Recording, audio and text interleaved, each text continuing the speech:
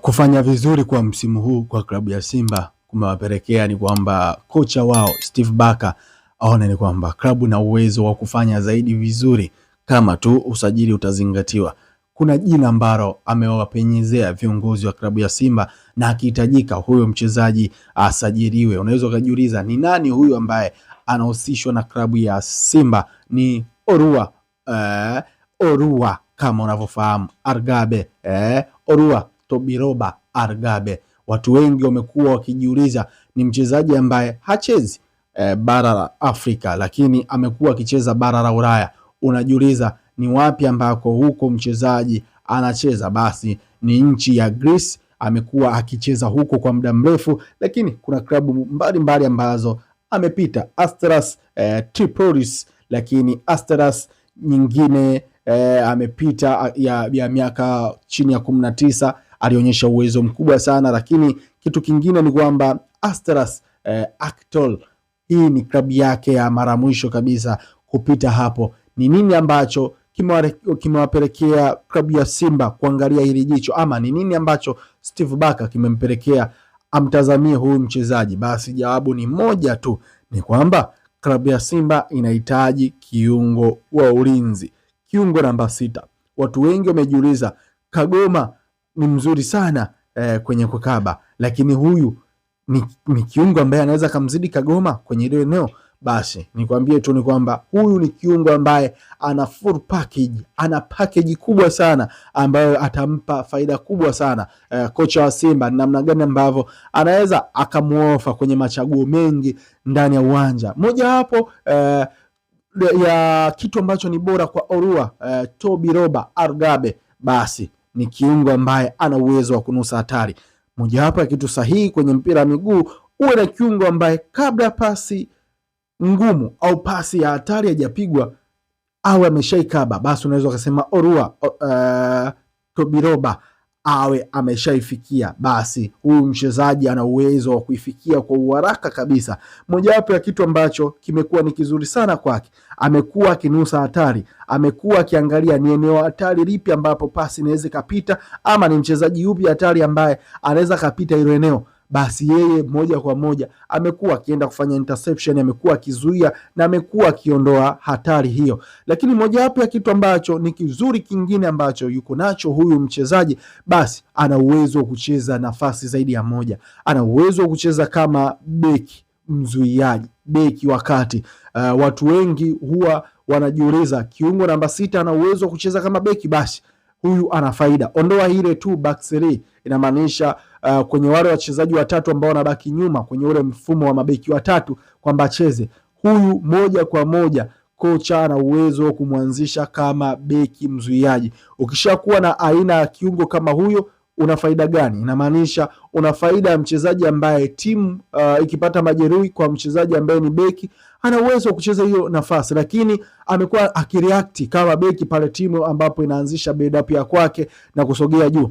Ni mojawapo ya mchezaji ambaye amekuwa akipiga kipasi nyingi sana ambazo zimekuwa zikivunja safu 2 za ulinzi ama mpaka safu 3 za ulinzi. Inamaanisha nini? Timu nyingi zikiwa zinafanya build up, timu huwa inaweka shinikizo. Timu zimekuwa zikikabia kwenye uwanda wa juu kabisa wa timu pinzani. Sasa yeye ana uwezo wa kuipiga pasi akiwa eneo la chini, kwa sababu tayari mojawapo ya kitu ambacho ni bora sana kwake, ana uwezo wa kuichezesha timu. Amekuwa akipiga sana pasi. Kwa hiyo ni nini ambacho kinatokea? Amekuwa akisogea chini. Kama unavyomfahamu Khalid Aucho, namna ambavyo anaweza akasogea chini akauchukua mpira na akapiga pasi katikati ya viungo, katikati ya mabeki wake wa pembeni ama mbele kabisa. Basi amekuwa akiwa na faida kubwa sana hii. Moja ya kitu ambacho ni faida, ukishakuwa na kiungo ambaye ana uwezo wa kuifanya timu ifanye build up kutokea nyuma, basi awe na usahihi wa upigaji wa pasi. Nini ambacho yuko nacho?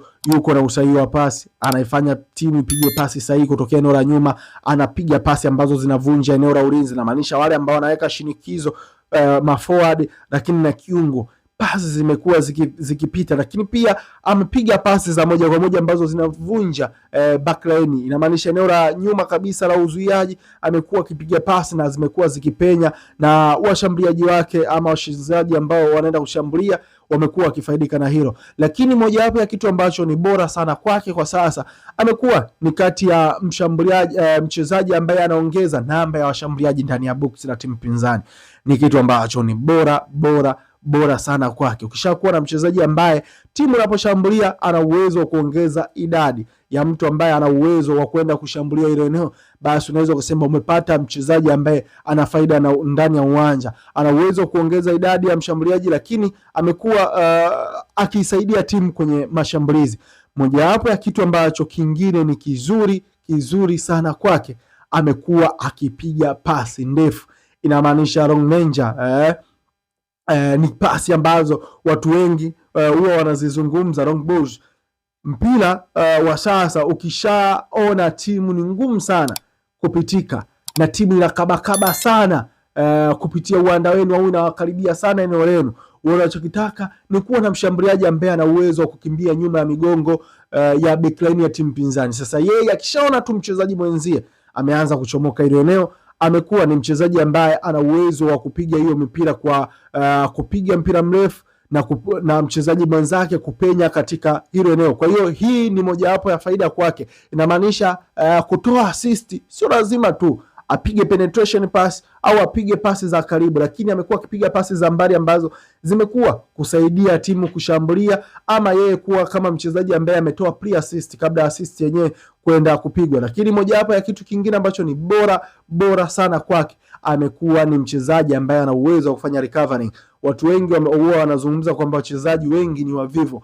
Mpira ukipotea, wachezaji wana jogging, wachezaji wanatembea ndani ya uwanja. Je, Argabe amekuwa ni mchezaji ambaye ana uwezo wa kurudi kwa uharaka na kurudisha mpira kwa sekunde chache. Unaweza kusema ni mchezaji ambaye amekuwa akirudisha umiliki wa mpira kwa sekunde chache. Anafanya nini? Yeye kazi yake ni kuangalia hatari iko wapi, tumepoteza mpira wakati tunashambulia.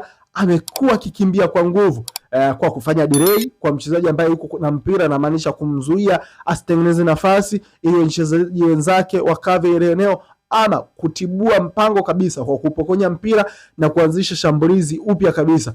Kwa hiyo ukizungumzia Orua Tobiroba Argabe, mojawapo ya vitu ambavyo ana uwezo wa kumuofa Steve Barker, basi ana uwezo wa kucheza kama beki wa katikati, ana uwezo wa kucheza kama kiungo mzuiaji, lakini pia amekuwa kama kiungo mshambuliaji kwa kupiga pasi. Inamaanisha kwa kuichezesha timu, lakini kupiga zile pasi za uhatari ambazo timu inaweza ikafanya ishambulie kwa kupiga mpira nyuma ya migongo ya backline ya timu pinzani. Lakini mojawapo kitu kingine ambacho kimekuwa bora sana kwake, basi amekuwa ni mchezaji ambaye ana uwezo wa kuongeza idadi ya ushambuliaji. Mchezaji ambaye lazima uwe na mapafu, inamaanisha una uwezo wa kwenda mbele, lakini uwe na uwezo wa kurudi nyuma kwa uharaka zaidi. Kwa hiyo hivyo ni vitu mojawapo ya vitu ambavyo vimekuwa bora sana kwake. Majina yangu ni Clinton Swebe. Unaweza ukaendelea kufuatilia mitandao ya kijamii ya kwetu, lakini pia usipitwe na hizi tetesi za usajili.